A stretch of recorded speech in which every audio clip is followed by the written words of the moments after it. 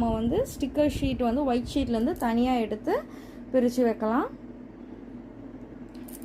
இப்போ நான் இந்த டிசைன்ஸ் எல்லாமே பேஸ்ட் பண்ணிட்டேன். கரெக்டாக இந்த டிசைனில் இருக்க லாஸ்ட், அதாவது இந்த ஸ்டோன் இருக்குது பார்த்தீங்களா, இது இந்த பார்டருக்கு மேலே வர மாதிரி எல்லாத்துலேயுமே நான் வந்து பேஸ்ட் பண்ணியிருக்கேன்.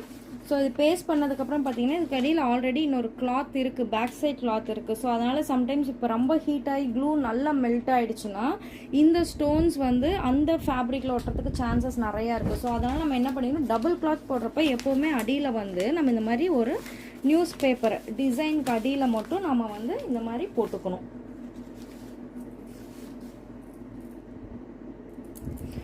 ஸோ டிசைனுக்கு அடியில் போட்டுட்டா ஆப்போசிட்டில் இருக்க ஃபேப்ரிக் வந்து நமக்கு எந்த டிஸ்டர்பன்ஸுமே இல்லாமல் இருக்கும். ஸோ இந்த மாதிரி நான் வந்து போட்டுக்கிறேன்.